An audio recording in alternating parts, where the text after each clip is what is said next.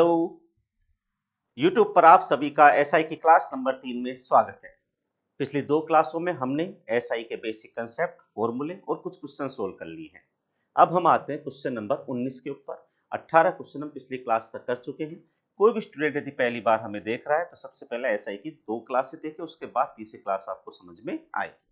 ठीक है, question number 19 से अब अपन क्लास को आगे बढ़ाते हैं बिना टाइम खराब किए। ये कह रहा है 17,200 की राशि साधारण ब्याज पर दो भागों में 2 वर्ष के लिए क्रमशः 8% और 10% की दर पर दी जाती है। यदि 2 वर्ष के बाद कुल ब्याज 3,008 है तो 8% की दर पर उधार दी गई राशि कितनी है।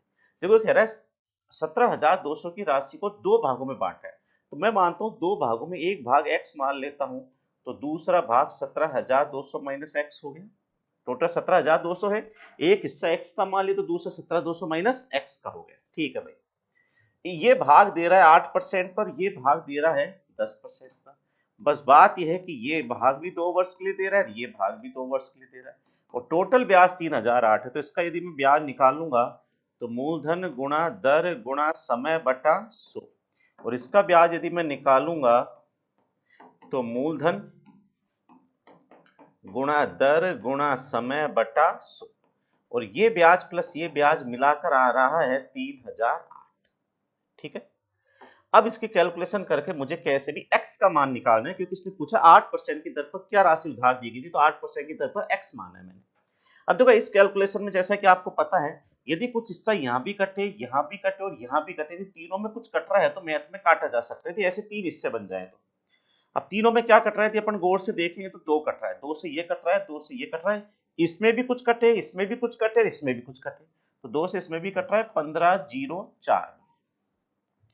अभी भी आप देखेंगे गौर से तो दो से कट सकता है ये आराम से, दो से कट गया ये 4 बार, और दो से कट गया ये 5 बार, और दो से यदि आप गौर से देखेंगे तो दो से कट गया 2 7 14, एक बचेगा 2 5 14, 752 बार।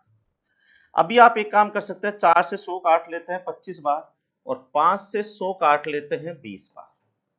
ठीक है, अब कुछ नहीं कटेगा, तो अब बताओ अपन 25 और 20 का एलसीएम लेंगे, 100 ही आ जाएगा, और 25 का भाग 100 में 4 बार, तो 4 ऊपर आएगा, 4 को x से गुणा करेंगे 4x, और 20 का भाग 100 में 5 बार, और 5 को इससे गुणा करेंगे तो 5 को पहले इससे गुणा कर लो, 5 17 पंचो 85, और 200 का 5 गुणा 1000, 86,000 हो गई, और माइनस में 5 को x से गुणा करेंगे 5x, और बराबर में चल रहा है 752। अब एक काम करते हैं अपन, इसका क्रॉस मल्टीप्लाई कर देते हैं, और ऊपर बचेगा देखो 4x में से 5x गया तो माइनस का x, और प्लस में 86,000, और बराबर में बचेगा 75,200। माइनस x को यहाँ रहने दो, 86,000 उधर जाके माइनस का हो जाएगा, और जब 75,200 में से 86,000 घटाएंगे तो 86,000 में से 75,200 घटा देंगे, माइनस लगा देंगे, क्योंकि जब 75,200 में से 86,000 माइनस करेंगे तो 86,000 बड़ा है, ये छोटा रह गया, तो 10 में से जीरो का जीरो, जीरो का जीरो, 10 में से 2 गया तो 8, यहाँ बचा 5, 5 में से 5 गया जीरो, और 8 में 7 गया 1, और माइनस से माइनस कटेगा, और x का मान आएगा 10,800 रुपए, मतलब 8% की दर पर 10,800 रुपए दिए गए थे। तो ऑप्शन नंबर आपका कौन सा सही हो गया भाई? बी ऑप्शन आपका बिल्कुल परफेक्टली आंसर हो गया इस क्वेश्चन का। ठीक है, ध्यान रखिए। और देखो ऐसे क्वेश्चन आएंगे अभी। एक व्यक्ति के पास 2,000 रुपए राशि का एक भाग 5% की दर पर और शेष राशि 4% की दर पर देता है। एक साल के बाद 92 रुपए कमाता है, तो 4% की दर पर उसने कितनी राशि की थी? देखो 2,000 का एक भाग, मैं 2,000 में से एक भाग x रुपए कर देता हूं, तो दूसरा भाग 2,000 माइनस x कर देता हूं। एक भाग दे रहा है वो 5% पर, शेष दे रहा है वो 4% पर, दोनों को ही एक एक वर्ष के लिए दे रहा है। टोटल ब्याज 92 रुपए कमाता है, इसका ब्याज प्लस इसका ब्याज। ठीक, यदि मैं इसका ब्याज निकालूंगा तो मूलधन गुणा दर गुणा समय बटा 100, और इसका ब्याज निकालूंगा तो मूलधन गुणा दर गुणा समय बटा 100, और ये ब्याज प्लस ये ब्याज बराबर किसके हो रहा है बताइए? 92 रुपए के। चलो बताओ क्या कट रहा है तीनों के अंदर, मुझे ये बता दो आपको बस। तो आप कहोगे बड़ा इजी है सर, मैं एक काम कर सकता हूं, यहाँ पे तीनों में तो कुछ ही नहीं कट रहा। आप इधर देखो कुछ कट रहा है क्या? नहीं कट रहा ना, इधर 5 है तो इधर 5 नहीं है, यहाँ पे इधर 4 है तो इधर 4 नहीं है यहाँ पे। तो आप एक काम करो, मारो गोली, आप 100 ही एलसीएम ले लो ना, तो ऊपर का सीधा ही आ जाएगा। 5 एकम 5x हो गया, प्लस 4 एकम 4 को गुणा करो, 4 दूनी 8,000, और माइनस का 4x और बराबर में 92। बड़ा इजी प्रश्न है। 5x में से 4x गया तो x प्लस 8000 और बराबर 92 को 100 से गुणा करेंगे तो 9200 और x का मान निकालेंगे तो 8000 माइनस हो जाएगा उधर जाकर, और 8000 जब माइनस होगा तो x का मान आ जाएगा 9200 माइनस 8000 मतलब 1200 रुपए। अब x का मान 1200 है, लेकिन ध्यान रखना आप कहोगे आंसर तो आया ही नहीं। अब देखो x 1200, लेकिन x मैंने कौन सा पैसा माना है, 5% की दर पर दिया गया पैसा। ये वो पैसा है जो 5% पे दिया था आपने 2000 में से। ये पूछा है 4% वाला, तो 4% वाला तो 2000 माइनस x है, तो 2000 में से आप 1200 कम करेंगे तो आपका आएगा 800 रुपए, ये आएगा 4%। तो एग्जाम में ध्यान रखना, ये तो अपनी किस्मत अच्छी है कि 1200 ऑप्शन में नहीं है, नहीं तो हम एग्जाम में क्या करते हैं, जो एक्स आ गया, जय हो महाकाल की, जो एक्स आ गया वही आंसर अपना, तो आराम से। जरूरी है कि अपन ने जो एक्स आया वही आंसर होता है, चेंज हो जाता है आंसर। तो एक्स आया है बिल्कुल 1200 आया, लेकिन एक्स हमने माना है कौन सा पैसा, 5% वाला, जबकि हमसे पूछा कौन सा है, 4% वाला। तो 4% वाला तो 2000 माइनस एक्स है, तो 2000 में से 1200 कम होएगा तो आंसर आएगा 800 आंसर आएगा इस क्वेश्चन का। अब हम लेते हैं क्वेश्चन नंबर 21। एक व्यक्ति ने कुल 9000 का निवेश 3 भागों में 3%, 4%, 6% की दर पर किया। वर्ष के अंत में उसे तीनों ब्याज के रूप में बराबर रकम प्राप्त हुई, तो उसने 6% ब्याज पर कितनी राशि का निवेश किया। तो देखो इसमें आपको एक छोटा सा कंसेप्ट समझाना है। यदि कोई भी व्यक्ति अपना पैसा 2 या 3 जगहों पर लगाता है, कितनी भी जगहों पर लगाता हो, यदि आपको प्रश्न में ऐसे देगा कि या तो सब जगह से ब्याज बराबर मिलेगा या फिर सब जगह से मिश्र धन बराबर मिलेगा, ये लाइन लिखेगा। पैसा हो सकता है 2 जगह लगा रहा हो या 3 जगह लगा रहा हो, 4 जगह लगा रहा हो, लेकिन जितना भी पैसा जितने परसेंट से भी लगा रहा है, सब जगह का या तो ब्याज बराबर रहेगा या फिर मिश्र धन बराबर रहेगा। ये लाइन लिखी आगे ना, तो हमेशा ध्यान रखना, ये ब्याज या मिश्र धन का जो विपरीत अनुपात होता है ना, ब्याज और मिश्र धन के परसेंटेज का जो विपरीत अनुपात होता है, वही किसका अनुपात बन जाता है, मूलधन का अनुपात बन जाता है। यदि ब्याज बराबर है सब जगहों का, तो ब्याज के परसेंटेज का विपरीत अनुपात, और यदि मिश्र धन बराबर है तो मिश्र धन के परसेंटेज का विपरीत अनुपात ही आपका बन जाएगा मूलधन का अनुपात, टोटल ब्याज या टोटल मिश्र धन का। ठीक है ना। अच्छा, मैथ में विपरीत अनुपात कैसे निकालता है, जैसे 2 ही अनुपात हो, 2 3 का विपरीत अनुपात चाहिए तो 3 2, लेकिन 2 से ज्यादा यदि हो तो विपरीत अनुपात निकालने के लिए कौन सा नियम काम में लेते हैं भैया, छुपाने का नियम। 2 को छुपाएंगे 3 चौको 12, 3 को छुपाएंगे 4 दूनी 8, और 4 को छुपाएंगे 2 तिया 6, ये इनका विपरीत अनुपात बन गया। ठीक है ना, ये ध्यान रखिए। जैसे देखो क्वेश्चन ये कह रहा है एक व्यक्ति ने कुल 9000 का निवेश 3 भागों में किया, 3%, 4% और 6% के ब्याज पर किया। वर्ष के अंत में उसे तीनों ब्याज के रूप में बराबर रकम प्राप्त हुई। देखो इसने बोल दिया तीनों ब्याज के रूप में बराबर रकम प्राप्त हुई, ये तो मेन चीज है, तीनों जगहों का ब्याज बराबर है। चलो उसने 6% की, अच्छा पहली बात तो देखो मैं डेटा लिखता हूं यहाँ पे, टोटल मिला के 9000 रुपए लगाए गए हैं, 3 भागों में लगाए हैं, पहला भाग, दूसरा भाग और तीसरा भाग। एक जगह 3% पे लगाए, एक जगह 4% पे, एक जगह 6% पे लगाए। अच्छा वर्ष एक ही है, तो वर्ष एक ही है तो ब्याज भी 3 4 6 मिलेगा, कल को 2 वर्ष होते तो 6 8 और 12% का ब्याज हो जाता है। अब तीनों जगहों को इतना ही ब्याज है, तीनों जगह से बराबर ब्याज मिला है, तो यदि ब्याज की रकम बराबर है, तो यदि ये ब्याज का परसेंटेज है, ब्याज बराबर है तीनों जगहों का, तो मूलधन का जो अनुपात होगा इसका विपरीत हो जाएगा। इसका विपरीत कैसे करेंगे, ये ब्याज का अनुपात हो गया, 3 को छुपाओ 4 छक्का 24, 4 को छुपाओ 3 6 तिया 18, और 6 को छुपाओ 4 तिया 12, इस रेशो में बटेगा। 6 दूनी 12, 6 तिया 18, 6 चौका 24, तो मूलधन का रेशो हो गया 4 3 2 रेशो हो गया आपके मूलधन का। तो मूलधन 4 3 2 में बटेगा। अच्छा टोटल मूलधन है कितना मुझे ये बता दीजिए, 9000 रुपए। तो बताओ 6% पर कितना निवेश किया था, तो 6% पर जो निवेश किया है, तो 6% वाला ये है, तो इसके हिस्सा कर लो 9000 में से। तीसरा हिस्सा पूछ रहा है, तो तीसरा हिस्सा कैसे निकालोगे, 2/9 गुणा 9000, और 9 से 9000 गया 1000 बार, और क्वेश्चन का आंसर आपका आएगा फाइनल 2000 रुपए। इस क्वेश्चन का फाइनल क्या हो जाएगा, आंसर हो जाएगा भाई। ठीक है, हाँ चलिए नेक्स्ट देखते हैं। ये देखिए एक आदमी अपने बेटे बेटी और अपनी पत्नी के नाम 1,05,750 की राशि साधारण ब्याज पर इस तरह से निवेश करता है कि उन्हें क्रमशः 3, 4 और 5 साल के बाद समान ब्याज मिलता है।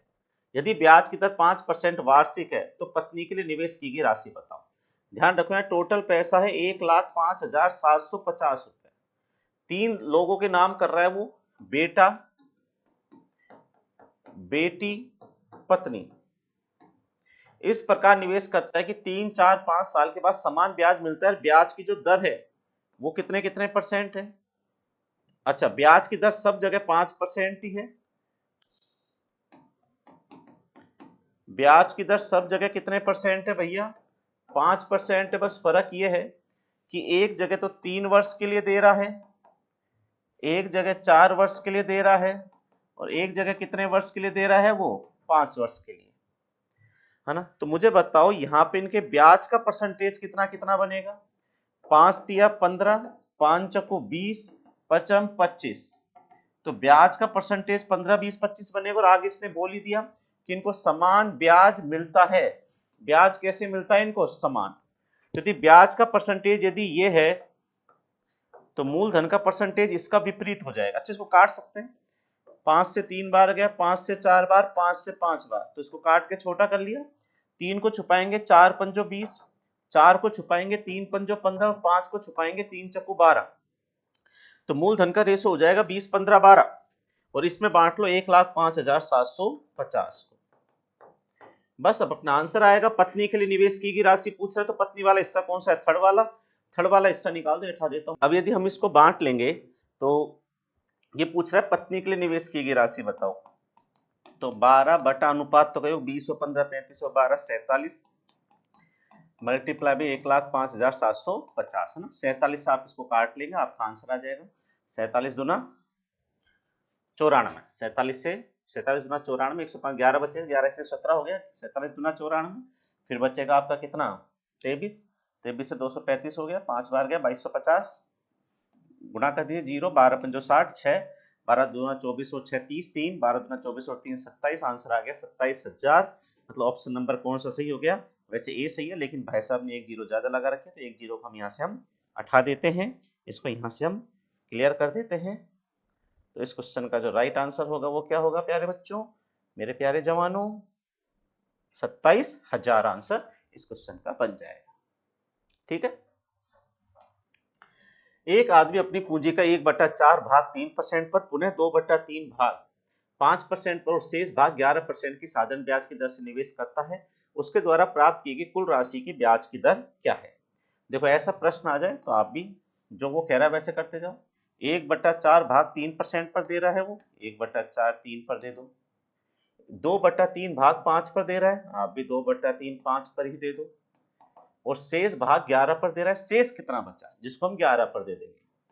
शेष कितना बचा वो कैसे पता लगेगा? पहले देखो उसने दे कितना दिया। 1/4 एक को दे दिया, 2/3 एक को दे दिया, तो 1/4 प्लस 2/3 तो उसने दे दिया है यहाँ पे। तो 4 और 3 का एलसीएम 12, 4 का भाग 12 में 3 बार 3 आ गया, 3 का भाग 4 बार, 4 दूनी 8, मतलब उसने 11/12 तो दे दिया। 11/12 देने का मतलब है 12 में से 11 दे दिया, तो बचा कितना? 1 बचा 12 में से, तो 1/12 शेष बचा जो उसने 11 पर दे दिया। प्रश्न कह रहा है टोटल ब्याज की दर क्या है, तो गिन लो इनको, टोटल ऐड कर लो।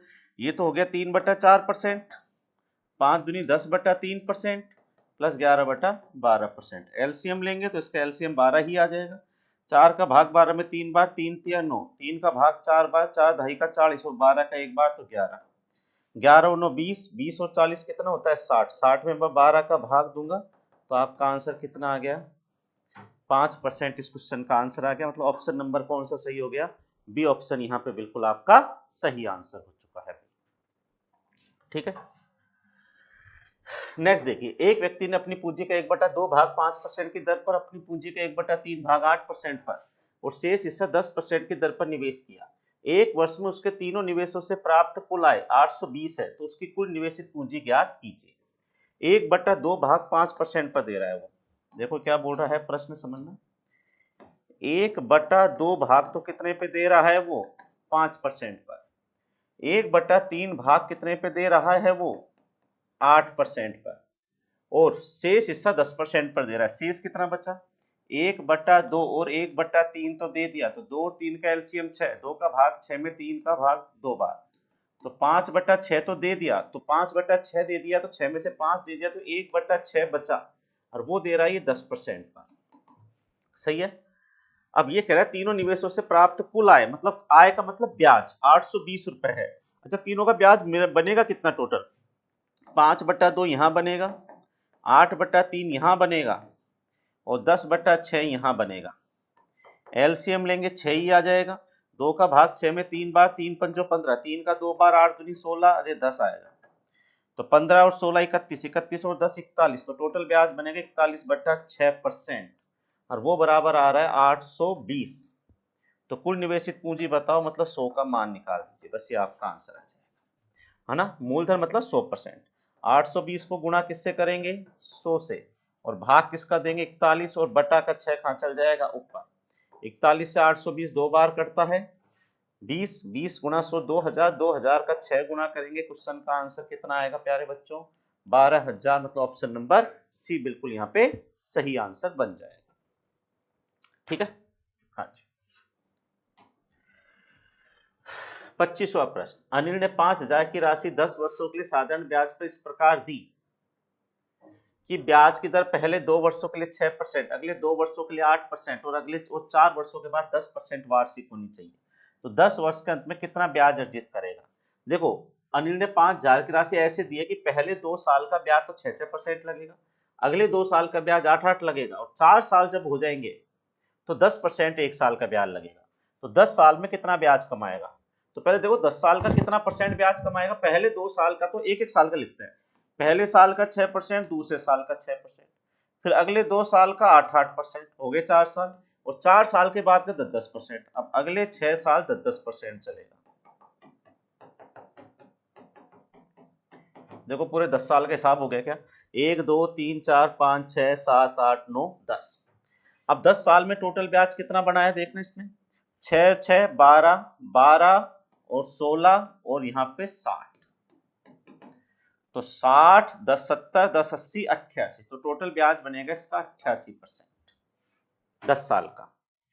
सही है, लेकिन प्रश्न कह रहा है कि 10 साल का मेरा ब्याज, अच्छा कितना ब्याज बनेगा यही पूछ रहा है, तो 5,000 का 88% निकाल दीजिए, 5,000 गुणा 88/100, 2 जीरो से 2 जीरो, जीरो एक ये लगी जाएगी ये वाली, और 5 8 40, 4 बचेगा, 5 8 40 और 4 44, तो क्वेश्चन का आंसर हो गया 4,400, मतलब ऑप्शन नंबर कौन सा सही हो गया जवानों? ऑप्शन नंबर बी यहाँ पे बिल्कुल सही आंसर हो गया आपका। ठीक है, नेक्स्ट देखिए 26वां, 5 वर्ष बाद देश 770 को 5 वर्षों में 5 वार्षिक किस्तों में चुकाया जाता है, यदि साधारण ब्याज की दर 5% वार्षिक हो तो प्रत्येक किस्त की राशि ज्ञात कीजिए। देखो आपको किस्तों का मामला समझाता हूं मैं, एक बात के लिए समझना, किस्त कैसे काम करती है, एक बार इस चीज को समझिएगा। देखो आप जैसे कोई भी मोटरसाइकिल लेते हैं, और आपसे यूं बोल दिया कि भैया हम किस्तों पे लेना चाहते हैं, तो किस्त के लिए 3 चीज सबसे ज्यादा जरूरी है। आपकी मोटरसाइकिल कितने की, मतलब आप कितने रुपए की किस्त बनवाना चाहते हैं। आप मान के चलो आपकी मोटरसाइकिल 50,000 की है, तो आप एक चीज तो ये क्लियर होगी 50,000 की तो किस्त बननी है। दूसरी चीज, कितने साल की किस्त बनवानी है आपको, जैसे आपने कहा मेरे को तो 4 साल की किस्त बनानी है, तो 4 साल लिख दिया। और तीसरी चीज, जो आपकी किस्त बना रहा है वो आपके ब्याज लेगा, तभी तो किस्त बना रहा है, तो कितने परसेंट से ब्याज लेगा, मान के चलो उसने 10% से ब्याज ले लिया। बस ये 3 चीज आपको क्वेश्चन में जरूर दी जाएगी, कितने पैसे की किस्त बनेगी, कितने साल की, कितने परसेंटेज से बनेगी, फिर आपसे पूछेगा एक किस्त का मान बताओ। अब मैं आपको बिल्कुल शॉर्ट एंड स्वीट तरीका बता रहा हूं किस्त निकालने का, बिल्कुल सीधा सा तरीका। क्या तरीका है देखो, मान के चलो आप हमेशा पहली किस्त कितने की माना करो, 100 की।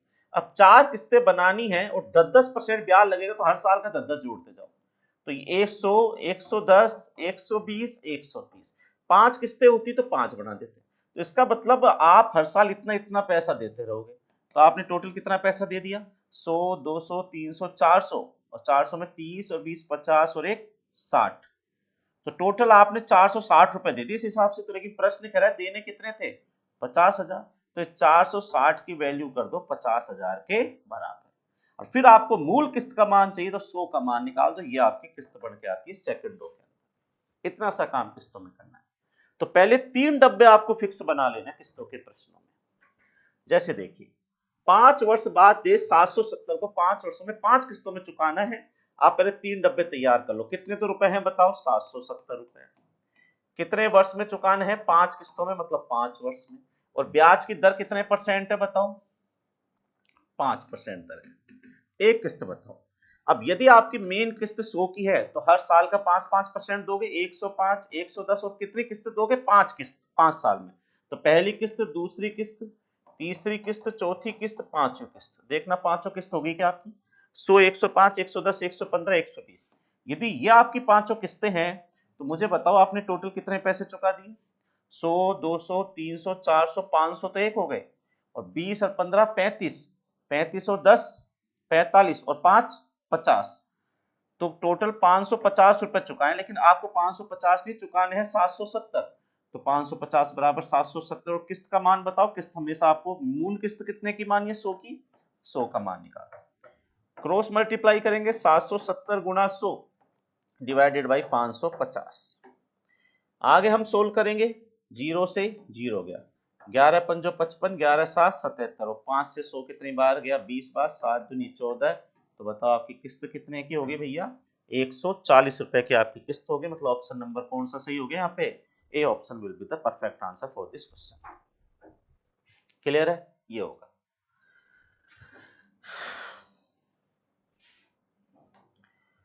दस परसेंट की दर से 5 वर्ष में 9600 के ऋण को चुकाने के लिए आवश्यक किस्त बताओ। देखो 3 गोले बना लेता हूं। 9600 रुपए है, 10% यहाँ पे रेट ऑफ इंटरेस्ट लग रहा है, और 5 वर्ष में चुकाने हैं, मतलब 5 किस्त चुकानी है। किस्त की राशि बताओ। माना मूल किस्त 100 की है, 10% है तो एक साल का 10, 110, 120, 130, 140। टोटल कितने रुपए चुका दिए इस हिसाब से? 100, 200, 300, 400, 500 और 40 और 30 70 और 20 90 और 10 100। 500 और 100 600 रुपए चुका दिए, लेकिन 600 नहीं चुकाने हैं। कितने? 9600 भैया। तो बताइए मूल किस्त बताओ, 100 का मान निकाल लीजिए। बताओ क्या लोड है इसके अंदर? कोई लोड ही नहीं है अपने को। क्रॉस मल्टीप्लाई करेंगे 9600 multiply by 100 divided by 600। 2 zero से 2 जीरो जाती है, 6 से 96 16 बार जाता है। 16 को 100 से गुना करेंगे। बताओ क्वेश्चन का आंसर क्या आएगा? 1600। ठीक है, सीधी सी कहानी। देखिए एक व्यक्ति ने 10,500 का की धनराशि x% की दर पर और 13,500 की धनराशि x प्लस 2% की दर पर निवेश की है। यदि दोनों निवेशों पर 3 वर्षों में कुल ब्याज 7650 है तो पहले निवेश पर ब्याज की दर ज्ञात कीजिए। देखो कह रहा है एक व्यक्ति ने 10,500 की राशि x% पर, देखो पूरा डेटा लिख लेता हूँ। 10,500 की राशि तो x% पर निवेश की है, और 13,500 की राशि निवेश की है x प्लस 2% पर। और दोनों निवेशों को 3 वर्ष में दिया है। ये भी 3 वर्ष के लिए निवेश करिए, ये भी 3 वर्ष के लिए निवेश करिए, और दोनों का टोटल ब्याज है 7650। तो पहले निवेश पर ब्याज की दर ज्ञात कीजिए। x का मान चाहिए, जो दर है ये x%। चलो दोनों का ब्याज है 7650, तो दोनों का ब्याज निकाल लेते हैं। मूलधन गुणा दर गुणा समय बटा 100, ये पहले का ब्याज हो गया। दूसरे का ब्याज में मूलधन 13,500, मूलधन गुणा, ये अनंत नहीं है, इन्फिनिटी नहीं है, 13,500 गुणा दर x प्लस 2 गुणा समय बटा 100। मूलधन गुणा दर गुणा समय बटा 100, और ये प्लस ये बराबर हो गया 7650। ठीक है, तो पहले निवेश पर ब्याज की दर ज्ञात कीजिए, x का मान चाहिए हमको। सोल्व करते हैं। अभी अभी ऐसे क्वेश्चन का आए थे, तीनों में कुछ कट जाए तो काट लो। देखो वैसे तीनों में पहले तो 2 जीरो से ये 2 जीरो काट दो, 2 जीरो से ये 2 जीरो काट दो, इनका काम खत्म हो गया। अब बताओ तीनों में क्या कट रहा है? 3 से काट लो। 3 से कट गया, 3 से ये भी कट गया, 3 से ये भी कट जाना चाहिए। 3 दूनी 6, 1 बचेगा, 3 पंजो 15, 1 3 पंजो 15 कट गया। चलो काम। 5 से भी काट लो। 5 दूनी 10 21 बार गया, 5 दूनी 10, 3 बचेगा, 5 7 35 और 55 25, 5 एकम 5, ये कट गया था। 3 से और काट लो। 3 7 21, 3 9 27 और 3 एकम 3, 2 बचेगा, 3 7 21, 170 बार गया। चलो और कुछ बताओ, कुछ कट रहा है क्या भैया? आप कहोगे नहीं सर बहुत कट गया। क्या बच्चा क्या है जो कटेगा? तो यहाँ तो बचेगा 7x प्लस, यहाँ 9 को इन दोनों से गुणा करेंगे तो 9x प्लस 18, और बराबर में 170। 7 और 9 कितना होता है 16x, और 18 जब माइनस होगा तो इधर आएगा 152, और आपको x का मान चाहिए तो 152 में किसका भाग दूंगा मैं 16। 8 दूनी 16, 8 एकम 8, 7 बचेगा, 8 9 72, 19 का आधा करूंगा तो आंसर कितना आएगा, दोनों 18, आंसर आएगा 9.5%। इस क्वेश्चन का क्या हो जाएगा, आंसर हो जाएगा 9.5%। डी ऑप्शन एक्स का मान आ गया। ठीक है भाई, ये आंसर हो जाएगा। चलिए नेक्स्ट आता है 29। 4-5 के अनुपात में कोई धनराशि दो भागों में 4 वर्ष और 5 वर्ष के लिए उधार दी गई। दोनों भागों को 8% की दर पर दिया गया। यदि दोनों भागों से प्राप्त ब्याजों के बीच का अंतर 4680 था तो उधार दी गई कुल राशि बताओ। देखो कह रहा है 4:5 के अनुपात में कोई धनराशि दो जगह उधार दी गई है। तो 4:5 में उधार देने का मतलब है वही दो हिस्से बन गए, एक को तो 4 रुपए उधार दिए, दूसरे को कितने दिए मैंने 5 रुपए। 4 और 5 साल के लिए, ये पैसा 4 साल के लिए उधार दिया, ये पैसा 5 साल के लिए दिया है, और दोनों को 8% पे दिया है। और ये कह रहा है दोनों भागों से प्राप्त ब्याज के बीच का अंतर 4680 है। चलो ठीक है, इसका यदि मैं ब्याज निकालूं तो मूलधन गुणा दर गुणा समय बटा 100, और इसका यदि मैं ब्याज निकालूं तो मूलधन गुणा दर, मतलब तीनों को गुणा करना है, मूलधन गुणा दर गुणा समय बटा 100। तो इसका ब्याज कितना आएगा, देखो 4 चक्कू 16, अब काटो मैं 16, 16 8 कितना होता है, 16 8 होता है 128, और 128 में 100 का भाग दूंगा तो 1.28, तो इसका ब्याज आ गया। और इसका यदि मैं ब्याज निकालूं तो 25 25 25 8 200, और 200 में 100 का भाग दूंगा तो 2 आएगा। तो इन दोनों का ब्याज इतना इतना है। बताओ 2 में और 1.28 में कितने का अंतर होता है, 2 में से 1.28 गया तो 0.72 बचता है। तो मेरे हिसाब से तो दोनों ब्याजों में अंतर 0.72 का है। लेकिन प्रश्न कह रहा है ना, अंतर है 4680 का, तो इसका मतलब है 0.72 की वैल्यू बराबर है 4680 के। आगे कह रहा है उधार दी गई कुल राशि ज्ञात करो। तो उधार दी गई कुल राशि 9 रुपए तो है, एक को 4 दिए और एक को 5 दिए टोटल, तो उधार दी गई कुल राशि 9 का मान निकाल लीजिए, आपका आंसर आ जाएगा। क्रॉस मल्टीप्लाई करेंगे, 4680 multiply by 9 divided by 0.72, point उठाएंगे तो ऊपर क्या लगेगी 2 जीरो। काटा पीटी कर लो इसकी फटाफट। देखो 9 से गया ये 100 बार, और 9 से गया 9 8 72, और 4 से काट लो 2 बार कटेगा, ठीक है, और 4 से इसको काट लो, 4 एकम 4, 4 एकम 4, 2 बचेगा, 4 7 28 और 0, और 2 से और काट लीजिए 28 को, कोई दिक्कत नहीं है। 2 पंजो 10, 1 बचेगा, 2 8 16, 1 बचेगा, 2 पंजो 10, और 585 को 100 से गुणा करेंगे अपन, तो 585 के आगे 2 जीरो लग जाएगी, और जैसे हम 585 के आगे 2 जीरो लगाएंगे तो मेरे जवानों आंसर आपका आएगा 58,500। मतलब ऑप्शन नंबर कौन सा सही हो गया यहाँ पे, A option will be the perfect answer for this question. ठीक है,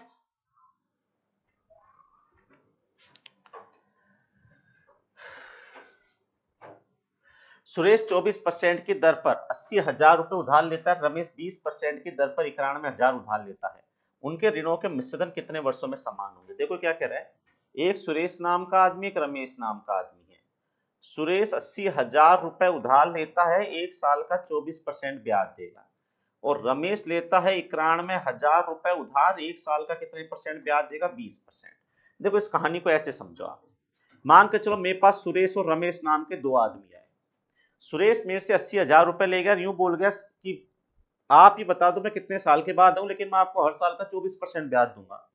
रमेश आया मेरे पास उसी टाइम, और वो मेरे से 91,000 रुपए ले गया। रमेश भी कहता आप बता दो कितने साल के बाद आऊं, लेकिन मैं आपको 1 साल का 20% ब्याज दूंगा। अब मैं ये चाहता हूं कि इनको मैं इतने साल के बाद बुलाऊं, इनको एक ही दिन बुलाऊं, सेम टाइम पे बुलाऊं, लेकिन इतने साल के बाद बुलाऊं कि जितना पैसा इसका बनेगा ना, टोटल टोटल मतलब मूलधन प्लस ब्याज मिश्रधन, जितना इसका मिश्रधन बने उतना इसका मिश्रधन बनना चाहिए। तो बताओ कितने साल के बाद बुलाऊं कि इनका मिश्रधन समान हो। तो हमेशा एक छोटा सा फॉर्मूला ध्यान रखना, कभी भी आपसे ये पूछा जाए ना मिश्रधन समान होने का समय, कभी भी आपसे पूछा जाए मिश्रधन समान होने का समय, तो मिश्रधन समान होने के समय का हमेशा फॉर्मूला होता है मूलधनों का अंतर, मूलधनों का अंतर बटा उनके ब्याजों का अंतर, मूलधनों का अंतर बटा ब्याजों का अंतर। देखो ब्याजों का अंतर निकाल, पहले इनका ब्याज निकाल लेते हैं। एक साल का ब्याज कितना देगा? 80,000 का 24%। और यदि मैं 80,000 का 24% निकालूंगा, 2 जीरो से 2 जीरो, ये 2 जीरो लग गई, 8 चौको 32, बच्चा कितना 3, 8 दूनी 16 और 3 19, इसका एक साल का ब्याज हो गया। और इसका एक साल का ब्याज कितना होगा? 91,000 का 20%। 2 जीरो से 2 जीरो, जीरो जीरो, 2 एकम 2, दोनों 18,200। अब मिश्रधन समान होने का समय कभी भी पूछे तो क्या फॉर्मूला बताया मैंने? मूलधनों का अंतर। तो 91 और 80,000 में कितने का फर्क है बताओ? 91 में से 80,000 गया, थोड़ा बताओ डायरेक्ट। 91 में से 80,000 गया तो 11,000, और बटा में 18 19,200। देखो, एक तो इन दोनों का अंतर, मूलधनों का अंतर 11,000 है, और एक इन दोनों का अंतर 19,200 और 18,200 में कितने का फर्क है? 1000 का। 3 जीरो से 3 जीरो के मतलब 11 वर्ष आपका आंसर आ गया। इसका मतलब है 11 वर्ष के बाद इनके मिश्रधन बिल्कुल क्या हो जाएंगे? समान हो जाएंगे। लेकिन कईयों के दिमाग में आ रहा है कि सर हमको समझ नहीं आया कि वास्तव में 11 साल के बाद समान हो जाएंगे क्या? हम कैसे मान लें कि हो ही जाएंगे? देखो, मैं आपको प्रूफ करके बताता हूं अब इस चीज को, क्या वास्तव में ऐसा होगा क्या। देखो, 11 साल बाद ये बंदा सबसे पहले सुरेश मेरे घर पे आएगा। अब सुरेश जैसे मेरे घर पे आएगा, सोचना मैं इससे क्या क्या लूंगा। सबसे पहले कहूंगा सुरेश पहले मेरे 80,000 रुपए दे, पहले 80,000 लूंगा, प्लस अब 11 साल का ब्याज दे। एक साल का ब्याज कितना ले रहा हूं मैं इससे? 19,200 गुना 11 कर दो इसको, जीरो जीरो, 11 दूना 22, कितना बचेगा? 2, 11 9 99 और 2 101, हासिल लगी 10, 11 कम 11 और 10 21। तो साथ में 2,11,200, 80,000 देगा, साथ में 2,11,200 रुपए और देगा। 2,11,200 में 80,000 और जोड़ूंगा तो 0 0 2 1, ठीक है, और 1 और 8 9 और 2, मतलब सुरेश मेरे को देगा 2,91,200। 11 साल के बाद मिश्रधन हो गया, मूलधन प्लस 11 साल का ब्याज। अब रमेश मेरे घर पे आएगा तो रमेश से कहूंगा भाई रमेश पहले तो मुझे 91,000 दे मेरे जल्दी, प्लस 11 साल का ब्याज दे। तो 11 साल का इसका कितना बना? एक साल का 18,200, डबल जीरो, 11 दूना 22, बचा कितना? 2, 11 8 88 और 2 20, 88 और 2 90, बचा कितना? 9, 11 11 और 9 20, 2,02,000। तो प्लस में 2,02,000 रुपए और मांगूंगा। देखिए जोड़ना इसका कितना आ रहा है? 0 0 2 1 9 और 2। अब एक बात ध्यान रखना, मुझे बताना, आप लोग ही देखे आराम से बताना तसल्ली से, क्या इसका मिश्रधन 2,91,200 नहीं हुआ क्या 11 साल का? और इसका मिश्रधन भी 2,91,200 नहीं हुआ क्या 11 साल का? तो मिश्रधन बिल्कुल क्या हो चुके हैं? समान हो चुके हैं। ठीक है भाई, तो ये आपका चैप्टर सिंपल इंटरेस्ट खत्म होता है। और आपको समझ आ रहा है तो आप क्लास को शेयर कीजिए, लाइक कीजिए, और मिलते हैं नेक्स्ट क्लास में नए चैप्टर के साथ। तब तक के लिए आप सभी का बहुत बहुत धन्यवाद।